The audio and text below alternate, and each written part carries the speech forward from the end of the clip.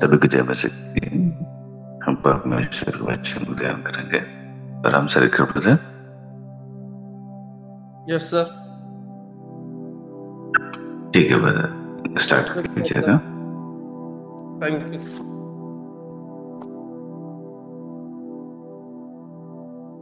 आइए आज के वचन में हम लोग प्रवेश करते हैं। प्रभु ने आज मौका दिया प्रभु के वचन के बारे में बात करने के लिए, इसलिए सर्वप्रथम हम लोग प्रभु के धन्यवाद करेंगे, फिर इस वचन में आगे बढ़ेंगे। धन्यवाद करते हैं प्रभु जी, हे सर्वशक्तिमान अनुग्रहकारी परमेश्वर, सारे संसार को सृष्टि करने वाला प्रभु जी, आपको धन्यवाद करते हैं प्रभु। इस सुबह की वेला में प्रभु जी आपने इस समय को, इस दिन को दिखाया प्रभु जी, इसलिए आपको धन्यवाद देते हैं प्रभु। आज की वचन के लिए दुआ करते हैं प्रभु जी, इसमें तेरी महिमा हो प्रभु, तेरी सामर्थ, तेरा अनुग्रह हो प्रभु। धन्यवाद करते हैं प्रभु, धन्यवाद करते हैं प्रभु जी। इस जूम मीटिंग में जितने भाई बहन है प्रभु जी, जो अपना सुबह सुबह का समय प्रभु जी आपको महिमा के लिए, धन्यवाद करने के लिए दे रहे हैं प्रभु जी, उनको आप आशीष कीजिए और अनुग्रह कीजिए प्यारे पिता परमेश्वर। धन्यवाद करते हैं प्रभु जी। धन्यवाद करते हुए इस अध्याय को आपके हाथ में सौंपते हुए उद्धारकर्ता प्रभु यीशु के नाम से मांगते हैं, आमीन। आज हम लोग यशायाह नबी का 9 अध्याय देखेंगे। इसमें प्रभु का वचन 9 अध्याय में 1 से लेकर के 21 तक है। इसमें जो लेखक भविष्यवक्ता 2 विषय पे बात करने, 2 विषय के बारे में लिखा गया है। एक राजकुमार, शांति देने वाला राजकुमार, उद्धार करने वाला राजकुमार, अनुग्रह करने वाला यीशु मसीह के जन्म के बारे में लिखा गया है। और 8 से लेकर के 21 तक इस्राएल के प्रति परमेश्वर का क्रोध।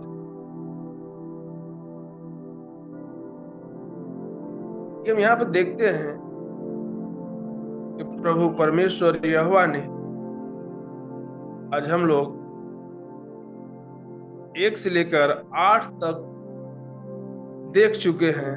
उसमें प्रभु के दास लोगों ने परमेश्वर के वचन को बताया, बुराई, चेतावनी, तमाम चीजें हम लोग ने देखा। लेकिन आज देखते हैं परमेश्वर सबसे, इस्राएल से बहुत बड़ा प्रेम करते थे, इस्राएल को मानते थे, लेकिन इस्राएल के लोगों ने यहोवा को धोखा दिया। जो परमेश्वर का आज्ञा था, नियम था, वो लोग उसके विरुद्ध चले। जो परमेश्वर का पसंद नहीं था, जो परमेश्वर की इच्छा नहीं था, उस प्रकार से वो सब अपना कार्य शुरू कर दिए। फिर परमेश्वर का क्रोध उन सबों के ऊपर भड़क उठा। लेकिन आज हम यहाँ पर 9 का पहला देखेंगे, संकट।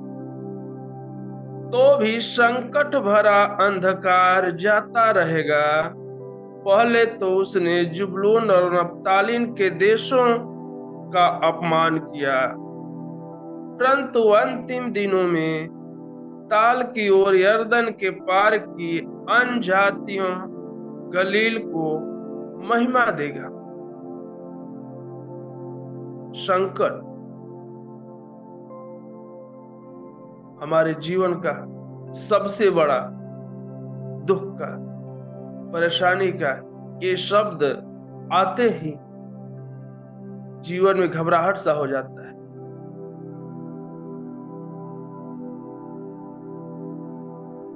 कि इससे बचने के लिए कोई उपाय नहीं होता है। लेकिन यहाँ पर इसराइल के लिए सॉरी, यहाँ पर इसराइल के लिए जो देश है, उनके लिए अपमान, उन लोगों ने अपमान किया। लेकिन यहाँ पर हम देखते हैं अंतिम दिनों में ताल की ओर यरदन के पार अन्य जाति गलील को महिमा देगा। जो गलील देश है, जो गलील राज्य है, वहां पे वहां के लोगों के तुच्छ जाना जाता था। यानी जैसे आज भी जाति प्रथा का सिस्टम है, ऊंच नीच भेदभाव, उस प्रकार से वहां के लोगों को तुच्छ जाना जाता था। लेकिन प्रभु इसराइल से प्रेम करता था, इसराइल के लोगों से प्रेम करता था। जब देखा ये सारे लोगों को छोड़ दिया, फिर अन्य जाति को महिमा देगा। जब जो उसको वचन पे नहीं चलता है, उससे प्रेम नहीं करता है, उसकी बातों के नहीं मानता है, फिर परमेश्वर ने वहां पर छोड़कर इसराइल लोगों के गलील में जाकर के अन्य लोग, अन्य जो जाति था, जो प्रभु को मानने वाला नहीं था, उन लोगों ने प्रभु को महिमा को देखा और प्रभु ने कहा मैं इनको महिमा करूंगा और अनुग्रह।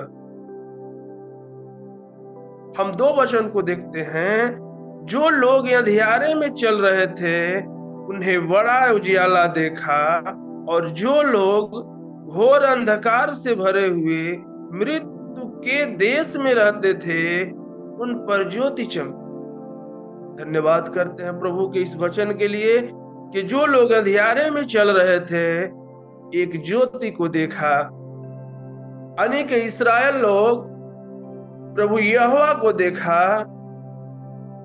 उजियाला को देखा, लेकिन उसे ग्रहण नहीं किया। उसके अनुशासन, उसके बात के अनुसार जो प्रभु जितना प्रेम करता था, जो चाहता था इस्राएल एक अच्छा फल देगा। इस बीच में हम पढ़े निकम्मे दाख की बारी कि एक अच्छा फल देगा, लेकिन नहीं दिया। लेकिन जो लोग संकट से भरे हुए थे, परेशान थे, मृत्यु के राज में उस देश में रहते थे, जो अंधकार से भरे हुए थे, उनके जीवन में उनके पास एक ज्योति चमकी। वह ज्योति और कोई नहीं बल्कि प्रभु यीशु मसीह। एक ज्योति चमका और उसको जीवन को बदल दिया। आज हमारे भी जीवन में हम पाप में, बुराई में, तमाम प्रकार में बढ़ते जाते हैं। जैसे हम नए नियम में पौलुस को भी देख सकते हैं, जब उसके जीवन में ज्योति आई, उसको जीवन को बदलाव हो गया, परमेश्वर ने बदल दिया। आज वैसे ही यहाँ पे अन्य जातियों के लिए एक ज्योति चमकी, प्रभु ने उसको लिए महिमा की। इसके लिए हम एक वचन देखेंगे, 1 और 2 को मिलाकर मत्ती की किताब में जाएंगे, चौथा अध्याय के हम 15 और 16 देख सकते हैं। लिखा है, जुबलून और नप्ताली के देश, झील के मार्ग से यरदन के पार अन्य जातियां का गलील, जो लोग अंधकार में बैठे थे उन्होंने बड़ी ज्योति देखा, और जो मृत्यु सा देश में छाया में बैठे थे उन पर ज्योति चमकी। जो अन्य जाति के लोग थे उनके ऊपर ज्योति चमकी। प्रभु यीशु मसीह का, परमेश्वर यहोवा का उनके ऊपर अनुग्रह हुआ। उस समय प्रभु वहां पे प्रचार कर रहे थे। 17 को जो हम देखते हैं, उस समय यीशु ने प्रचार करना और यह कहना आरंभ किया, मन फिराओ क्योंकि स्वर्ग का राज्य निकट। शायद वैसे इस्राएल के लोगों को भी बोला होगा, लेकिन उनको बातों को मानने के लिए तैयार नहीं थे। एक वचन और हम देखेंगे, लूका की किताबें 1:89। लिखा है कि अंधकार और मृत्यु की छाया में बैठने वालों की ज्योति दे, और हमारे पांव के कुशल के मार्ग में वह सीधे चले। वह बालक बढ़ता गया और आत्मा में बलवंत होता गया। यीशु मसीह ने इस संसार में आए, बोझ को उठाए, उनके जन्म से लेके मृत्यु तक लोगों ने उसको, यहोवा को नहीं छोड़ा, प्रभु यीशु मसीह को नहीं छोड़ा, लेकिन वह इस्राएल के लिए आएगा और बलवंत करेगा। हम इसका 9:6 में देखते हैं, लिखा है क्योंकि हमारे लिए एक बालक उत्पन्न हुआ, हमें एक पुत्र दिया गया है, और प्रभुत्ता उसके कांधे पर, और उसका नाम अद्भुत, युक्त करने वाला, पराक्रमी, परमेश्वर, अनंत काल का पिता और शांति का राजकुमार रखा जाएगा। यहाँ पर यीशु मसीह के जन्म के बारे में, दोबारा आने वाले समय के बारे में, यह नबी यीशु मसीह को इस संसार में 2,500 वर्ष हुआ, लेकिन इससे पहले कई हजार साल पहले इस भविष्यवक्ता ने, नबी ने भविष्यवाणी कर चुका था कि वह संकट आएगा, वह दिन आएगा, उस समय तुम्हारे लिए एक उद्धारकर्ता, एक पराक्रमी। यहाँ पे हम उनका कई नाम देखते हैं, क्योंकि हमारे लिए एक बालक उत्पन्न हुआ, एक पुत्र दिया गया, वह प्रभुत्व करेगा। यानी हर एक चीज के लिए, हर एक समस्या, हर एक परेशानी, सारे कुछ के लिए उसके हाथों में होगा। वह अद्भुत, युद्ध करने वाला और पराक्रमी परमेश्वर, पूरे संसार पे राज्य करने वाला एक उद्धारकर्ता आएगा। साथ को हम थोड़ा देख लेते हैं। उसकी प्रभुत्ता सर्वदा बढ़ती रहेगी, और उसको शांति का अंत न होगा। इसलिए वह उसको दाऊद की राजगद्दी पर इसे लेकर सर्वदा के लिए न्याय और धर्म के द्वारा स्थिर किए गए और संभाले रहेगा। सेनाओं के यहोवा का धुन के द्वार यह हो जाएगा। यहाँ पर हम देखते हैं शांति का राजा। जैसे जैसे संसार में बुराई बढ़ता गया, परेशानियां बढ़ती गई, एक दूसरे को लहू बहाने के लिए लोगों ने तैयार हो, एक संकट सा समय है। उस समय हमारे उद्धारकर्ता प्रभु यीशु मसीह इस संसार में आएंगे और लोगों को उद्धार करेंगे। लिखा है क्योंकि हमारे लिए एक बालक उत्पन्न, हमें एक पुत्र दिया गया, प्रभुत्ता करेगा। इस राज्य का, इस देश का सारा बोझ उसके ऊपर रहेगा। जैसे कि यीशु मसीह हमारे सारे पापों के लेकर सूली पे चढ़े, सारे क्रोध, गुस्सा, अपने आप दिखाए, पाप हम किए, गलत हम किए, लेकिन हमारे बोझों के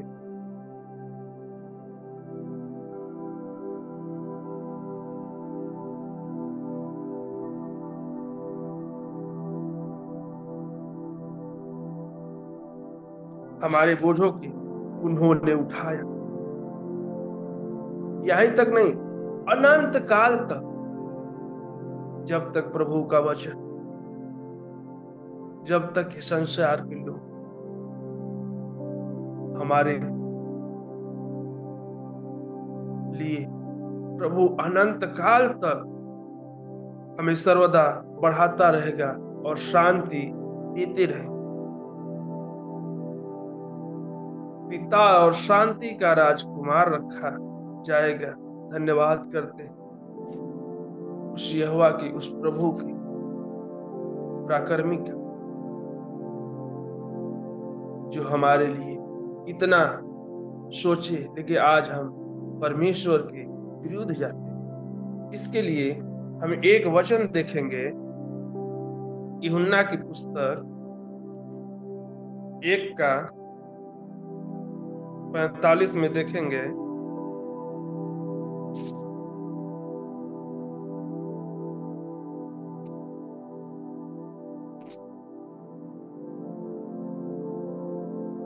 फिलिप्पुस नतुएल से मिले और उससे कहा, जिसका वर्णन मूसा ने व्यवस्था में और भविष्यवक्ताओं ने किया है, वह हमको मिल गया। वह यीशु का पुत्र यीशु नासरी है। यहाँ पर भी हम देखते हैं कई सारे भविष्यवक्ताओं ने यीशु मसीह के जन्म के बारे में भविष्यवाणी किए थे और वह भविष्यवाणी पूरा हुआ।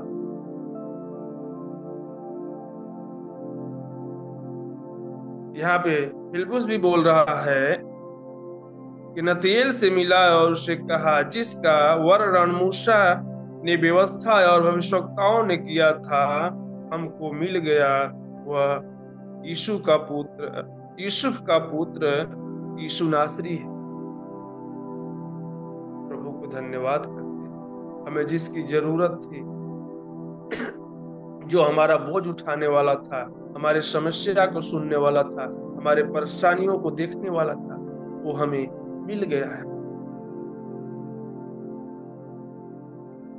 हमारा उद्धारकर्ता प्रभु हमें मिल गया है। हम उसके अनुसार चले। एक वचन और देखते हैं, इफिसियों की किताब 2:14 में लिखा है,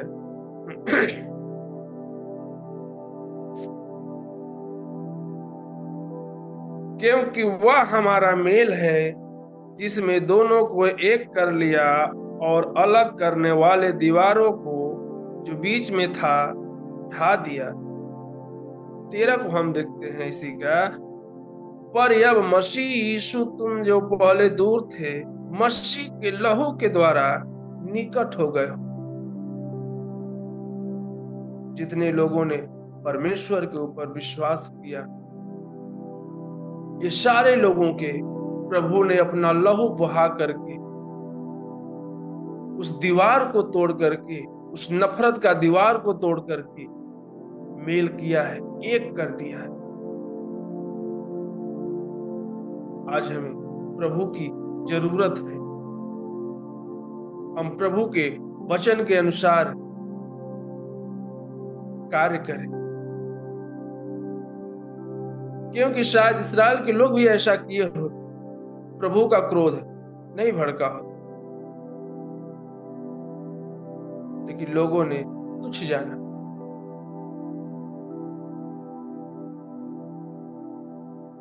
यीशु मसीह को मारा गया, गाड़ा गया, लेकिन हमारे पापों को हंसते हंसते हमारे बोझों को उठा लिया, हमें मेल कराया। प्रभु हमारा महान। एक वचन और जब हम 7 को देखते हैं, यशायाह नबी की पुस्तक की, उसकी प्रभुता सर्वदा बढ़ती रहेगी और उसकी शांति का अंत न होगा।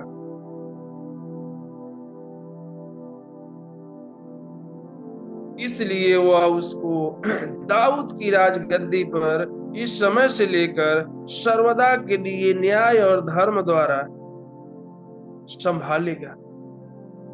धन्यवाद करते हैं। प्रभुत्व शायद पहले बहुत कम यीशु मसीह के लोग जानते थे, लेकिन जब इस संसार में आया,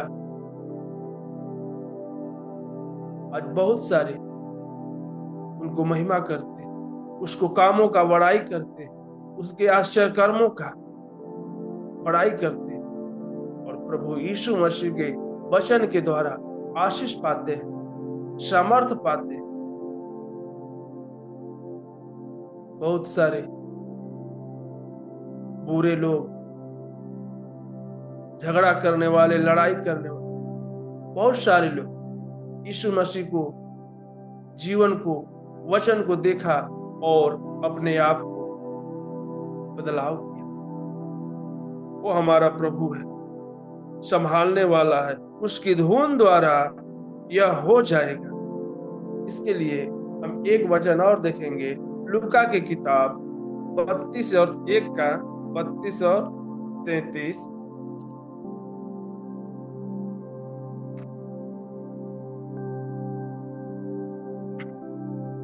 वह महान होगा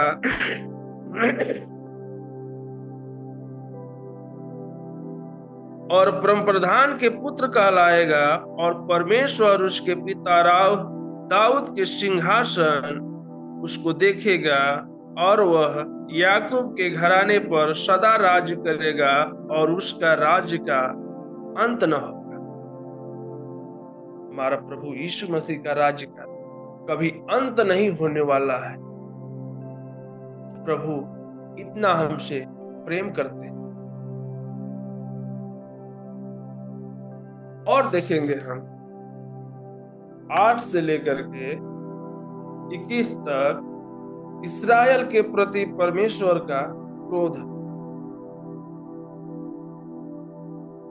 जब परमेश्वर की आज्ञा और नियम के अनुसार कार्य लोग नहीं करते, जिसको परमेश्वर ने अपने हाथों से बनाया, आज वो बिगड़ गए, तुच्छ जानने लगे।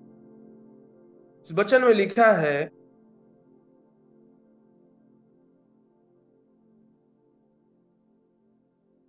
दस को पढ़ेंगे, ईंट तो गिर गई परंतु हम गढ़े हुए पत्थरों से घर बनाएंगे, गुलर के वृक्ष तो कट गए परंतु हम उन्हें बदले देवदार से काम लेंगे।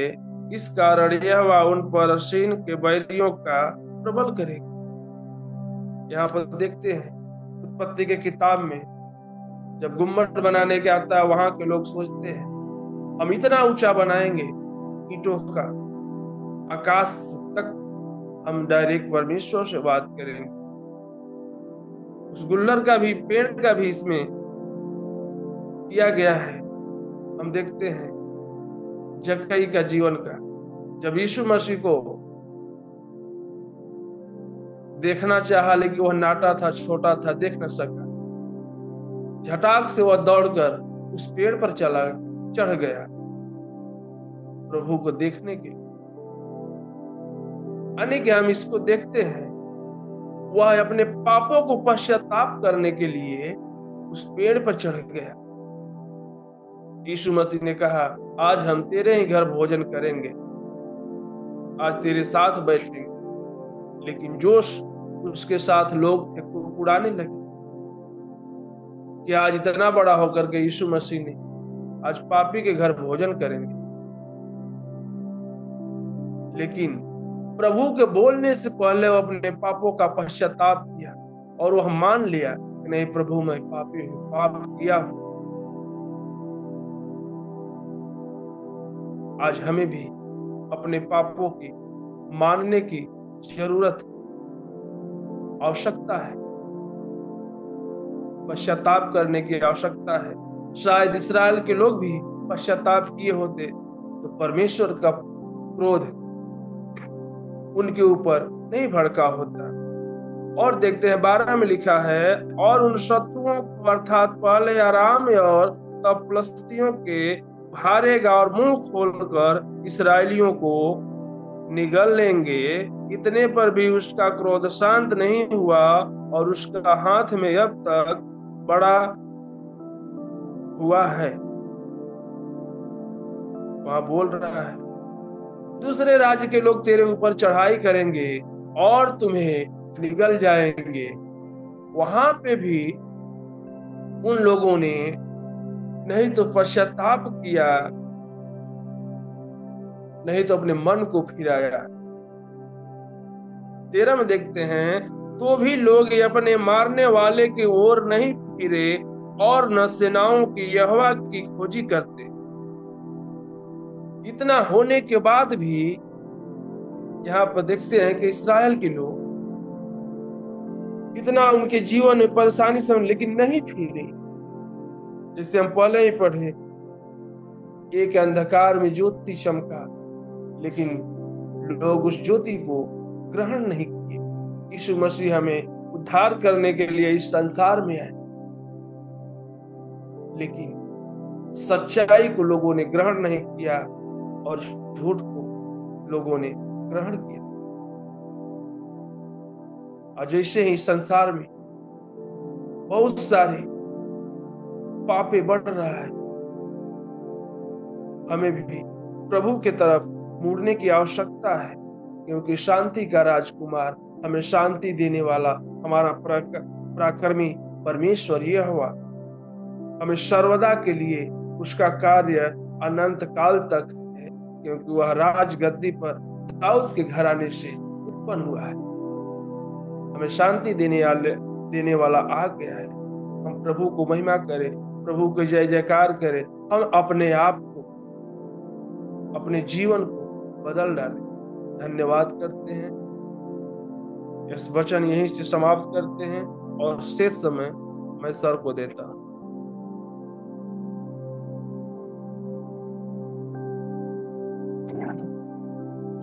Thank you brother. परमेश्वर आपको ऐसे आशीष करें। हम आखिर प्रार्थना करेंगे।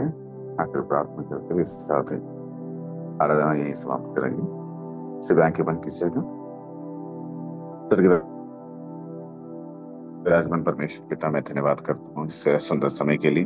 प्रभु जी, यहाँ पर जितने भी लोग जुड़े हैं उन सबके जीवन को आशीष करें।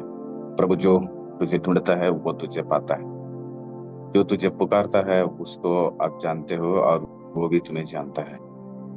इसलिए प्रभु परमेश्वर, हम आपको इस सुबह का समय में आपके कदमों में आते हैं।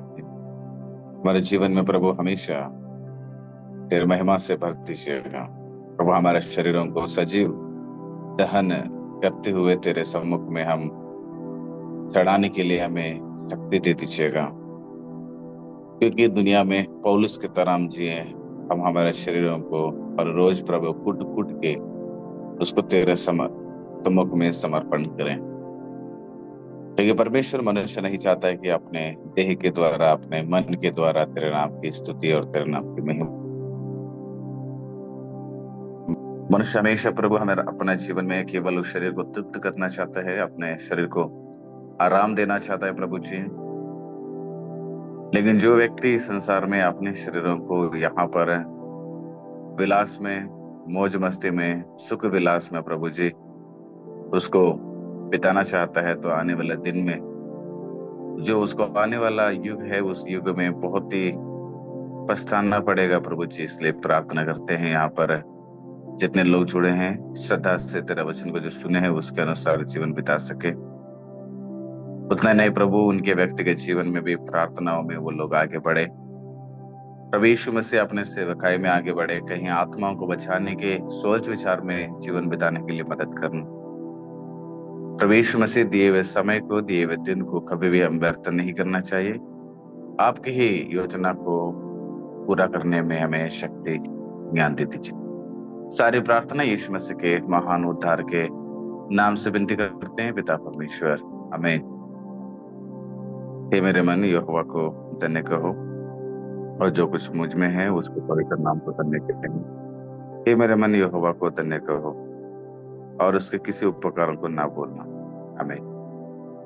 प्रभु यीशु मसीह आप सबको बहुत आशीष करे। फिर हम लोग कल मिलेंगे। जय मसीह।